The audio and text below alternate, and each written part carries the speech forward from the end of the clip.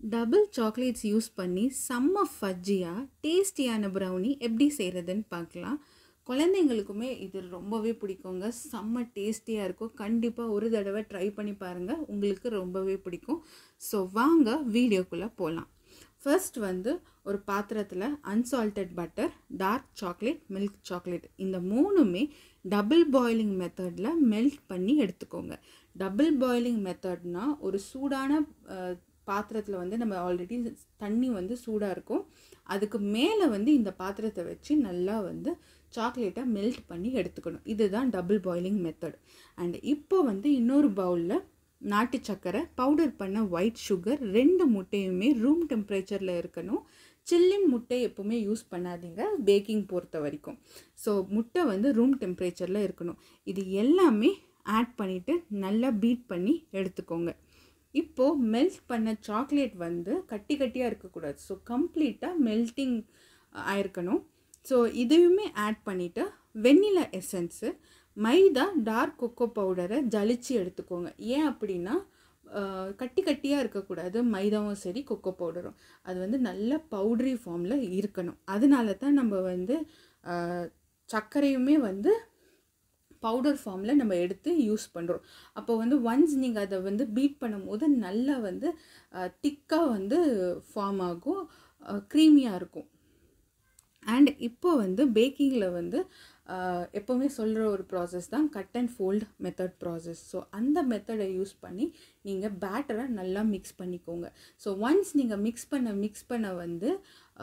எவ்வளோ தின் பேட்டராக இருக்கோ அது நல்லா திக் பேட்டராக ஆகிடும். ஸோ இதுக்காக நீங்கள் எக்ஸ்ட்ராவாக பாலோ, எண்ணெய், பட்டரு இந்த மாதிரி எக்ஸ்ட்ராவாக நீங்கள் ஆட் பண்ணணும்னு அவசியமே கிடையாது.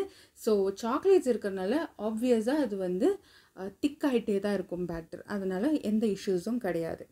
இப்போது ப்ரௌனி நல்லா ஃபஜ்ஜியாக சாக்லேட் ஃப்ளேவர் உங்களுக்கு அதிகமாக வேணும்னா நீங்கள் எக்ஸ்ட்ராவாக கொஞ்சம் டார்க்கோ மில்க் சாக்லேட்ஸை ஆட் பண்ணிவிட்டு அந்த பேட்டரோடு நல்லா மிக்ஸ் பண்ணிவிட்டு ஒரு ஸ்கொயர் ஷேப் ட்ரேயில் பட்டர் பேப்பர் இல்லைனா பார்ச்மெண்ட் பேப்பர் ரெண்டுத்தில் எது வேணாலும் யூஸ் பண்ணிவிட்டு பேட்டரை ஃபில் பண்ணி ஏர் பபிள்ஸ் இருக்கக்கூடாது. ஸோ நல்லா டேப் பண்ணி விட்டுக்கோங்க. இல்லைனா டூத் பிக்கை யூஸ் பண்ணி அந்த ஏர் பபிள்ஸ் எல்லாமே கம்ப்ளீட்டாக ரிமூவ் பண்ணிக்கோங்க.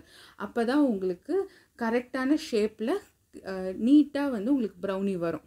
ஸோ நீங்கள் டாப்பிங்ஸ்க்கு வால்நட், பாதாம், சாக்லேட்ஸ் இந்த மாதிரி எது வேணாலும் யூஸ் பண்ணி ட்ரை பண்ணுங்கள்.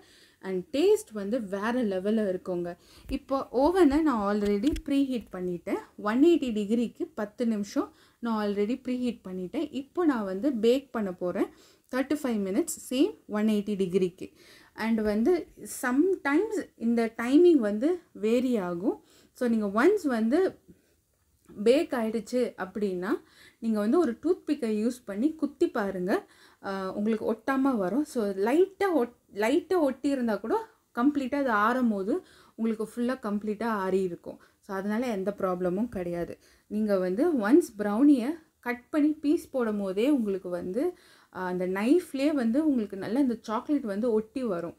ஸோ ப்ரௌனியை கேக்காக சாப்பிடாமல் இந்த மாதிரி ஃபஜ்ஜியாக சாப்பிடுங்க. இதுதான் ஒரிஜினல் ப்ரௌனியோட ரெசிபியே. ஸோ கேக் டைப்பில் இருக்கிற போது எப்போவுமே ட்ரை பண்ணாதீங்க.